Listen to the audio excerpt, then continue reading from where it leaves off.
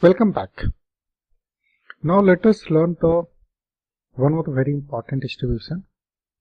It is named as a student's t-distribution. What is the meaning of a student? See, let me give you the little bit background. T-distribution was invented sometime around Second World War, and the inventor, when he was discussing the t-distribution with his stakeholders, he thought that his all work may get leaked and it may go to someone else as well. So he started putting a student, so that everyone will think that this is the normal work of any other student. That is how the student work came in the t-distribution. And it is used to estimate population parameters when we have sample size small and population variance is unknown. It means you don't know. The sample you are trying to test, you have a small and population variance is unknown. These are the situations. This is the different from the Z. In case of Z, you have the population variance known. There are three types of t-distribution: paired, two sample for means. This one I'll explain a little bit what is the meaning of that. And the two sample t-test assuming equal variance, and third unequal variance. These are the three situations, and the degree of freedom is the total number of observations minus 1. So this one I'll also explain on the coming. So what is the meaning of the degree of freedom? Degree of freedom says that if you fix any one point, then how many ways you can explain your situation. That is what the degree of freedom is all about. So this is the t-distribution. Now let us go and do some hands-on. So please open the Excel file from the code folder and go to the T tab. So these are the few one situation. This is what it is. This situation here.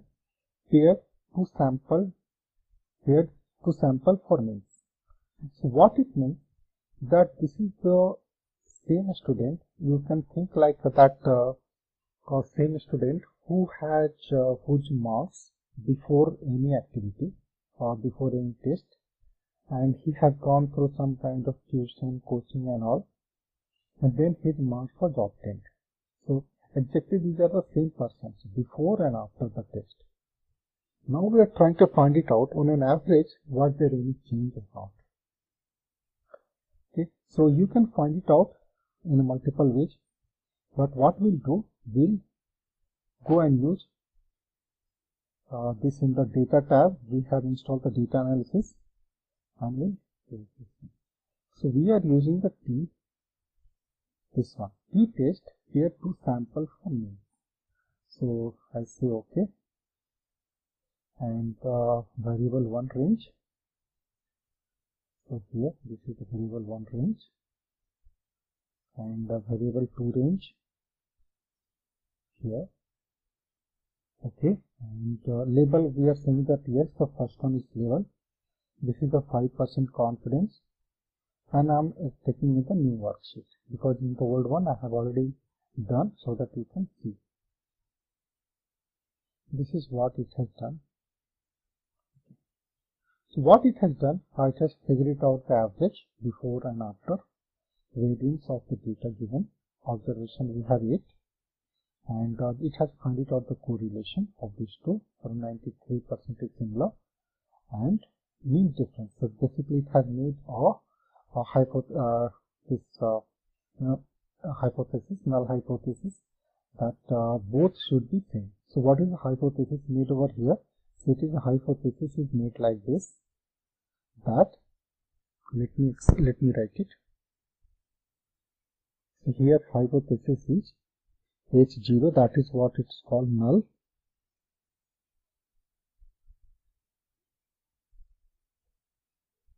Mu 1 minus mu 2 equal to 0.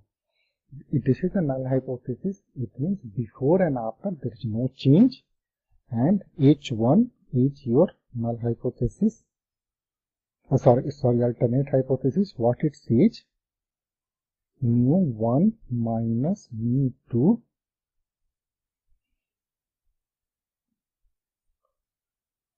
I'm not finding this important. Okay, so this is the not equal to that cross. Okay, these two are the together. So this is alternate. This is what we are trying to prove. And df, this is n minus 1, so we have total 8 observations, so it is 8 minus 1. T statistics, it is the sum, this is a critical value. In case of Z, we had seen the critical value for the Z. Here we have the critical value in terms of T. What it has done is, it has already gone ahead and seen the PDF on behalf of us, and it has given the data. So for the one tail, it is saying, if you have 1.19, then this probability will be 0.07. Two tail, if this is the probability, in case of critical value you have 2.36, then the p-value will be 0.15. And if you see that we have minus 1.16, what is the meaning of this? This is the meaning of that it is definitely less than this one. If it is less than this one, then p-value will be more. Okay, this is what we are saying. So it is the 1.65.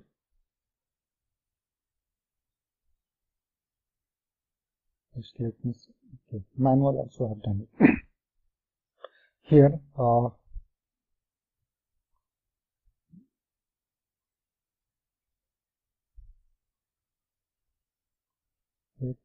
that Excel file has gone.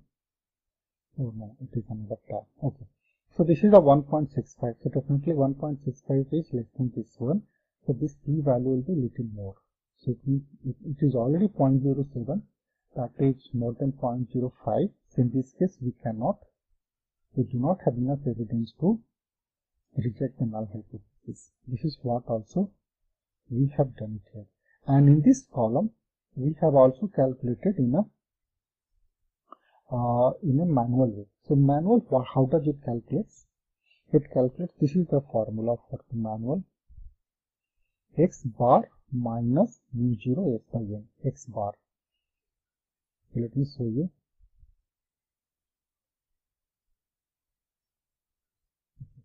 X bar, how do you calculate this one? If you see x bar, the difference, here we have done, this will be your x bar, or I am writing the x1, it is equivalent to x bar, this is difference. Okay, so this is what we have taken the difference. Where is the difference? Yes, yeah.